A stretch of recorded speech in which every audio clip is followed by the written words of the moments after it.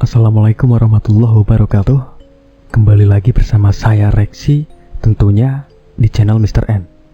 Pada video kali ini, saya akan menyampaikan satu cerita horor tak kalah seram dari biasanya. Tanpa berlama-lama lagi, kita masuk ke dalam cerita. Layang-layang yang menentukan tumbal pesugihan.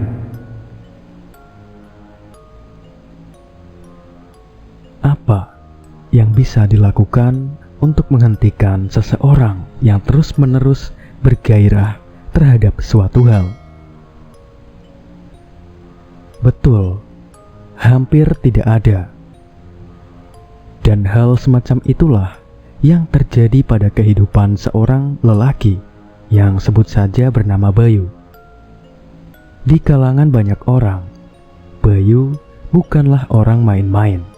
Ia pengusaha mumpuni di berbagai bidang, mulai dari bangunan, restoran, showroom mobil, rumah makan, dan masih banyak lagi.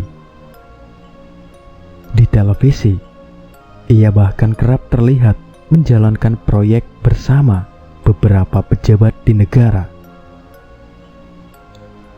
Kesuksesannya sebagai pengusaha memang mengantarnya kenal dengan banyak orang penting. Alhasil, selain dirundung kekayaan, Bayu juga jadi sosok yang amat dihormati. Meski begitu, karena tentu semua hal di dunia ini tak ada yang sempurna, Bayu yang kaya raya dan terhormat itu dikenal sebagai orang yang terus-menerus mengejar harta. Ia amat matre.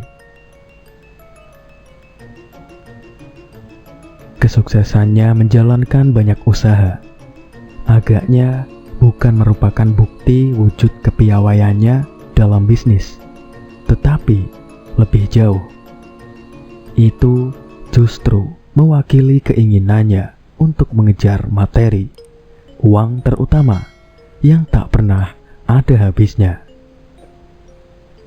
Suatu hari, Bayu yang pulang dari melihat salah satu proyek bangunannya pergi menuju seorang dukun terkenal. Di sana, ia hendak meminta bantuan untuk membuat salah satu cabang bisnis baru yang hendak ia bangun, yakni sebuah swalayan, supaya bisa berjalan dengan baik dan sukses. Singkatnya, ia meminta sang dukun untuk membantunya melakukan ritual pesugihan. Menanggapi permintaan Bayu, sang dukun tentu menerima. Bayu yang punya banyak uang bisa meminta sang dukun untuk membantunya melakukan apa saja. Tapi ada satu syarat yang harus dipenuhi Bayu untuk membuat ritual itu berhasil. Kalau kau pulang nanti, akan kubawakan sebuah layang-layang. Kau harus menerbangkannya di malam Jumat Kliwon, kata si dukun kepada Bayu. Sang dukun berkata bahwa Bayu harus menerbangkan layang-layang itu. Ketika menerbangkannya, ia diharuskan meninggalkan layang-layang itu, mengikatkan benangnya ke salah satu pohon. Sementara pagi harinya, kata si dukun, layang-layang itu akan jatuh tersangkut ke salah satu rumah penduduk. Pemilik rumah itu akan mati. Dialah yang menjadi tumbal pesugihanmu, kata si dukun. Dan benar saja, Bayu melakukan hal itu. Beberapa hari setelah pergi ke tempat si dukun, ia pergi ke salah satu lapangan di malam Jumat Kliwon untuk menerbangkan layang-layang pemberian sang dukun. Persis seperti apa yang diperintahkan untuknya. Setelah layang-layang tersebut berhasil terbang, Bayu mengikatkan benang layang-layang ke salah satu pohon yang ada di pojok lapangan itu. Dan pagi harinya, sesuatu yang telah diberitahu sang dukun pun benar-benar terjadi. Sekitar pukul 8 pagi, para penduduk ribut dan berdesak-desakan di dalam rumah salah seorang penduduk yang mati akibat gantung diri. Di halaman rumah penduduk itu terlihat layang-layang bayu tersangkut di sebuah pohon. Pesugihan adalah serangkaian mitos atau ritual yang dipercaya bisa digunakan untuk memperoleh kekayaan secara instan melalui jalan pintas. Biasanya dengan bantuan entitas atau makhluk gaib. Saat melakukan ritual pesugihan, pelaku pesugihan biasanya membuat perjanjian dengan makhluk gaib. Saat melakukan ritual pesugihan, pelaku pesugihan biasanya membuat perjanjian dengan makhluk gaib.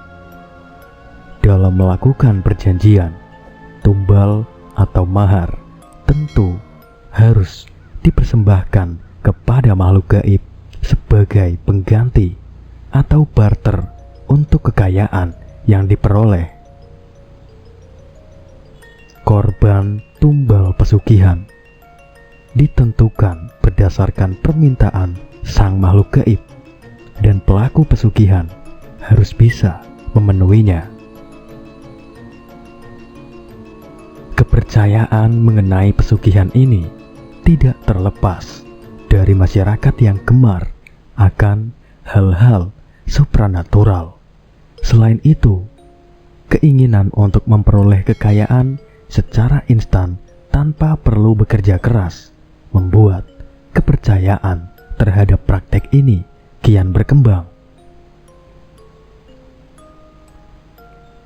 Menurut Profesor Wasino, seorang guru besar sejarah UNES, konsep pesugihan merupakan gejala baru. Konsep pesugihan baru muncul pada abad akhir 19 dan awal abad 20. Kecemburuan sosial dan ketimpangan yang terjadi di masyarakat pada saat itu menjadikan orang yang kaya secara tiba-tiba dianggap melakukan praktek pesugihan. Baik pemirsa budiman, itulah tadi cerita horor berjudul Layang-layang yang menentukan tumbal pesugihan. Berakhir, jangan lupa sampaikan masukan, kritik dan saran kalian di kolom komentar. Wassalamualaikum warahmatullahi wabarakatuh.